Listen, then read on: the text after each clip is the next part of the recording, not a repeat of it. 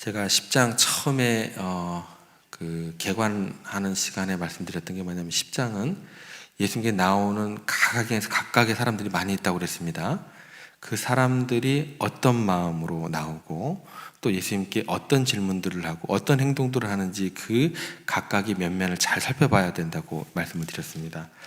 예를 들어서 이제 10장에 대해서 처음에 나오는 사람들이 바리새인과 서기관들이 되겠죠. 그리고 그 사람들이 어떤 그 예수님께 나오는 면면, 그 마음들이 무엇인지 우리가 살펴봤었고, 그 다음에 아이들의 축복을 바라고 나오는 사람들, 그 마음 가운데 나만 축복받을 것이 아니고 또 예수님의 만져주심, 또 예수님의 기도, 그 부모님들의 거기서 그치지 않고 우리 아이들까지도 그렇게 얘기를 했던 그런 내용들이고, 또 부자 청년에 대한 어떤 그런 마음들이 어떤 것인지, 그리고 또 예수님의 죽음과 부활 이후에 또 제자들의 그 예수님께 기대하고 나온 그 모습은 어떤 것인지, 그리고 마지막에 맹인 바두의 후에 예수님께 나오는 그런 모습들, 마음들, 그리고 예수님께 구하는 것이 무엇인지, 이 각각의 사람들이 예수님께 어떤 목적을 가지고 어떤 마음을 가지고 어떤 것을 구하는지 잘 살펴봐야 된다고 말씀을 드렸습니다. 그래서 우리가 지금 오늘 본문으로 살펴보는 것은 뭐냐면, 큰 주제는 역전의 은혜라는 큰 주제로 우리가 접하고 있고, 그리고 그 세 번째 시간입니다. 오늘의 그 세 번째 시간으로 오늘의 제목은 뭐냐면 위선적인 헌신을 경고하신 하나님이라는 제목이에요. 그 마음 가운데 부자 청년은 어떻게 돼요? 그게 진실되지 못했어요. 위선적인 어떤 헌신의 모습을 나타내고 있다라는 것입니다. 하나님께서는 우리의 외적인 헌신보다도 그 중심을 보시는 분이다 라고 말씀하고 계십니다. 그래서 사람은 외모를 보거니와 하나님은 중심을 보신다라고 이야기를 하십니다. 그래서 여기서도 어떻게 또 마지막에 결론이 나냐면, 먼저 된 자로 나중되고 나중된 자로 먼저 된다라는 이 말씀 자체는 뭐냐면, 내면의 진실됨이 없는 헌신은 사람들에게는 인정받는다 할지라도 그게 하나님 앞에서는 절대 철제 자리가 될 수 없다라는 거예요. 오늘 본문의 부자 청년이 이제 사람들에게 존경받는 신앙이었다라는 것입니다. 모든 계명을 지켰고 외적으로는 완벽한 종교인으로 보이게 됩니다. 그 스스로도 그렇게 생각을 하게 됩니다. 하지만 그는 가진 재물을 포기하지 못한 채 슬픔에 젖어서 예수님을 떠나가게 됩니다. 거기에서 그 말씀의 그 초대의 음성에 응했다고 한다면 그게 위선적인 헌신의 모습이 아니었겠죠. 그런데 그렇게 떠나가는 그 모습 자체가 뭐예요? 위선적인 헌신의 결과다라는 것입니다. 절대 철저가 될 수 없다라는 것이죠. 종종 우리가 이렇게 생각을 하게 됩니다. 내가 종교적으로 또 사회적으로 내가 이 정도면 첫째다라고 생각을 할 수 있겠죠. 내가 목사를 안수를 받았으니까 이렇게 생각할 수 있겠죠. 그죠? 그런데 그 헌신이 진정으로 하나님을 위한 것이 아니라고 한다면요, 내 자신과 내 유익을 위한 것이라고 한다면 우리가 그 순간 뭐가 되는 거예요? 꼴찌가 되는 거예요. 꼴찌가 되는 거예요. 하나님께서 우리의 그렇게 동기를 중요하게 여기신다라는 것입니다. 헌신 자체도 중요하지만 그 헌신이 어디에서 출발하고 있는가 더욱 중요하다라는 것입니다. 남미에 굉장히 독특한 나무가 있다고 합니다. 이 나무가 너무너무 맛있대요. 그래서 먹으면 포만감이 느껴지고, 그래서 이 나뭇잎을 사람들이 한번 먹기 시작하면 거기에 이제 뭔가 마약 성분 같은 것이 있어서 맛도 있고 또 포만감을 주기 때문에 그 나뭇잎에 근데 영양가는 하나도 없는 거예요. 그러니까 맛도 있고 포만감을 주기 때문에 영양가가 하나도 없는 걸 계속 이제 먹는 거죠. 배도 부르고 하니까 이것만 먹게 된다라는 거예요. 그런데 어떻게 돼요? 영양가가 하나도 없기 때문에 영양 보충이 안 되고 결국 시름시름 앓다가 그렇게 영양실조로 죽는다고 합니다. 여러분, 우리가요 종교 생활을 굉장히 화려하게 할 수 있어요. 남들에게 막 비춰질 만큼 막 그렇게 휘황찬란하게. 그리고 종교 생활 자체를 내가 막 기쁨 가운데서 즐길 수도 있다라는 거예요. 막 좋다, 이렇게 할 수도 있다라는 거예요. 그런데 영양가 없는 위선적인 신앙생활을 그렇게 할 수 있다는 것입니다. 그리고 많은 헌신을 해서 사람들로부터 칭찬을 받기도 하고 굉장하다는 소리를 들을 수도 있지만 실상은요, 그게 나의 즐거움이고 나의 포만감이 되고 결국은 속이 텅 빈 영양가가 없는 그런 헌신이 될 수도 있다라는 것입니다.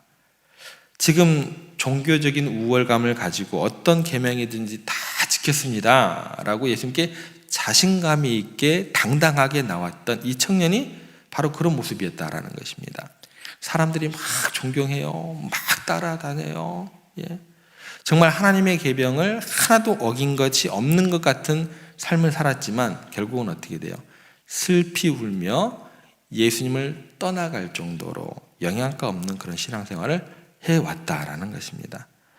여러분, 그래서 먼저 된 자가 나중되고 나중자 중에 먼저 될 자가 많으냐, 이 말씀 속에서는요, 우리의 종교생활이 과연 천국에서도 하나님 앞에서도 그 첫째 되는 그 수준으로, 먼저 되는 그 수준으로 인정이 될 것인가, 이거는 뭐예요?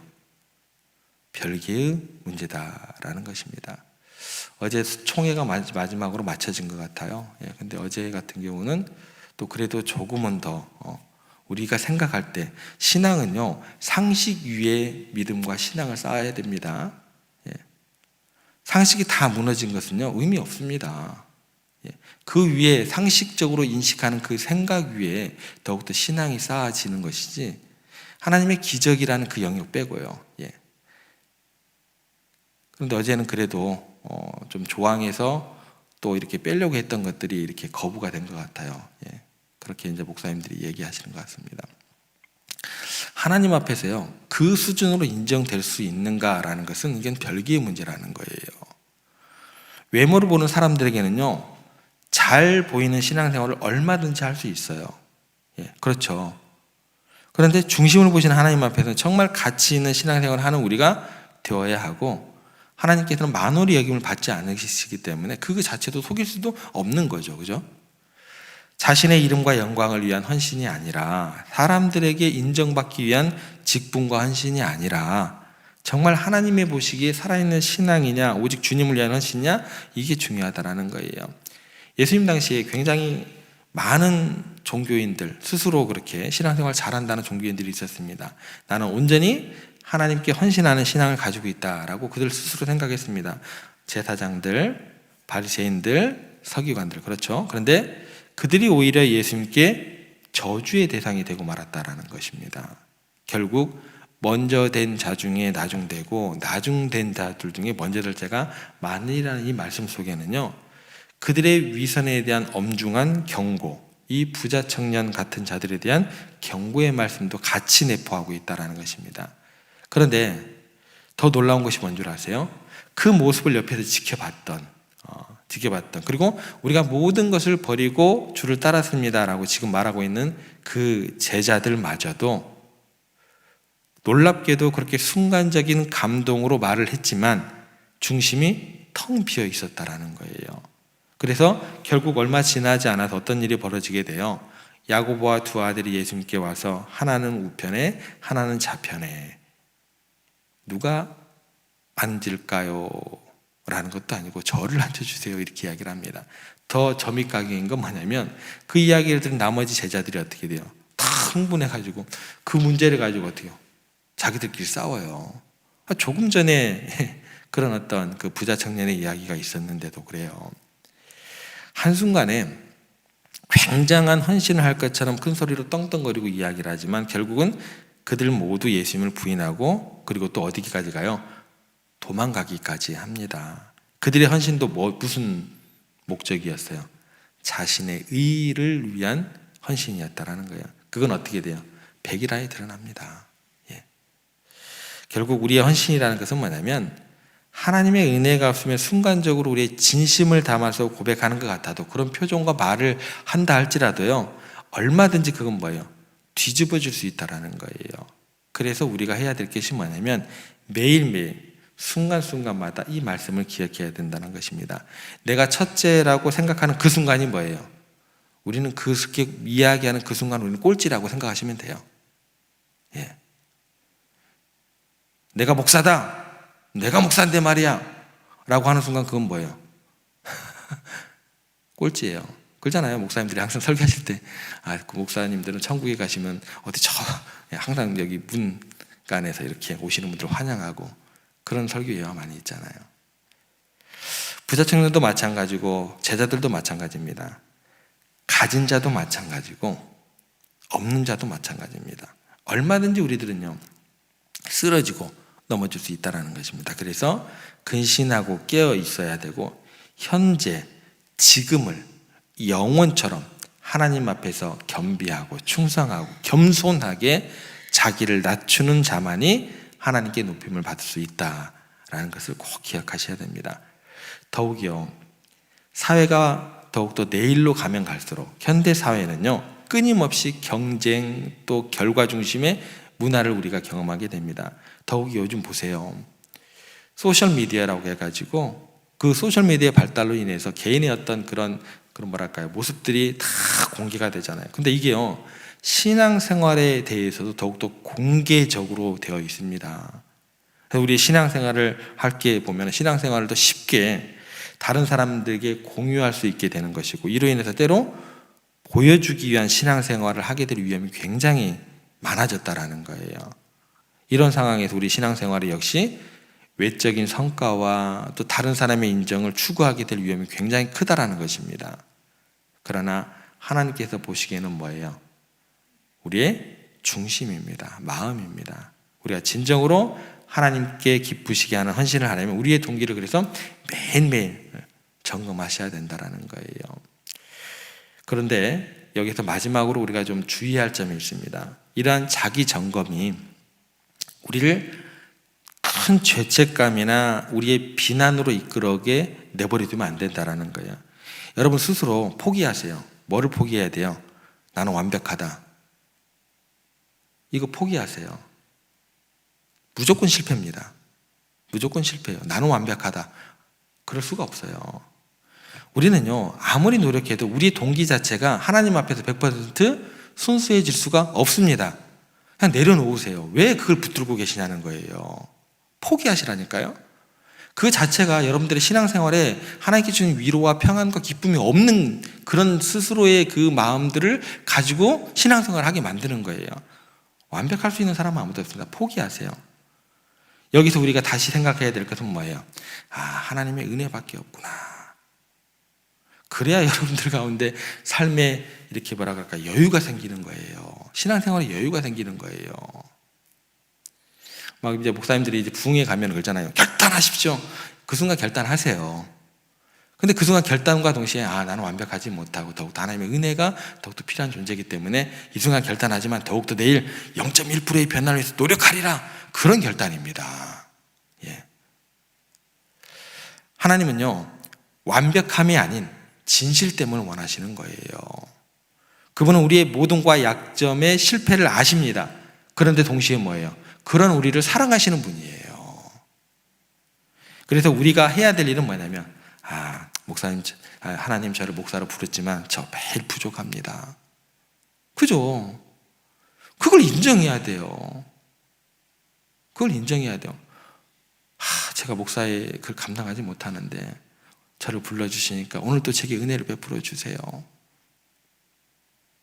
부족함을 인정하고 그 부족함 속에서 계속해서 뭐예요? 하나님을 향해서 나아가는 거죠. 예. 우리의 동기가 완벽하지 않다고 해도 그 모든 것들을 포기할 필요도 없게 되는 것입니다. 오히려 그 불안한 점을 내가 인정하면서 계속해서 하나님을 추구하는 것, 그게 뭐예요? 진정으로 하나님을 헌신하는 자의 모습이고 마음이 될 겁니다. 예. 예수님께서 마태복음 5장 6절에서 이렇게 말씀하십니다. 의에 줄이고 목마른 자는 복이 있나니 그들이 배부를 것이며. 여기서 의에 줄이고 목마른 자는 뭘까요? 완벽한 사람이 아닙니다. 오히려 내 부족함을 알고 하나님의 의를, 내 의가 아니죠, 그죠? 나는 부족합니다. 100% 완전할 수 없습니다. 예. 라고 생각하니까 어떻게 돼요? 하나님의 은혜와 의를 갈망하는 사람이 될 수밖에 없다라는 거예요. 여러분 제발 부탁드립니다. 내가 신앙생활하면서 100% 하나님께 온전히 헌신되고 순전한 마음으로 나아갈 수 있으리라. 포기하세요. 그래야 여러분들 그 안에서 내가 하나님의 은혜를 더 갈망하게 되고 더욱더 다른 사람에 대한 용납함도 늘어나게 되는 것이고 그들을 위해서 기도할 수도 있는 것이고 그렇게 있게 되는 거예요. 우리의 실패 속에서도 다시 시작할 수 있게 하는 그런 하나님의 은혜를 그 마음 가운데 더욱더 깊이 사모하게 되고 가지게 되는 것입니다. 그래서 부족함 속에서 더 큰 은혜로 역사하시는 하나님을 경험하게 되는 것입니다. 말씀을 좀 정리하겠습니다. 위선적인 헌신의 위험성과 하나님이 원하시는 진정한 헌신의 모습에 대해서 우리가 생각해 봤습니다. 우리의 헌신이 단순히 외적인 행동에 그치지 않고 하나님을 향한 진정한 사랑과 감사의 표현이 되기를 간절히 소망합니다. 비록 우리가 불완전하더라도 하나님께서 우리의 중심을 보시고 기뻐하신다는 사실, 진실됨을 보시고 기뻐하신다는 사실을 꼭 기억하시기 바랍니다. 그리고 우리의 헌신이 위선적인 것이 되지 않도록 항상 주의하시고 깨어있으면서 점검하시면서 동시에 불완전함 때문에 절망하지 않기를 또한 부탁을 드립니다. 대신 우리의 부족함을 인정하고 더욱더 그 부족한 곳에서 더욱더 하나님의 은혜를 의지하면서 계속해서 그분을 향해 나아가는 삶. 내 의가 너무 커서 하나님을 가리지 마시고 제발 내 부족함 속에서 더욱더 하나님을 향해 나아가시고 하나님을 바라보시고 그렇게 나아가는 그 마음의 헌신 가운데 그 마음의 헌신을 하나님께 기쁘게 받으시고 그렇게 하나님께 영광을 올려드리는 여러분들의 신앙의 여정이 되게 또 오늘 하루의 삶이 되시기를 주님의 이름으로 부탁합니다.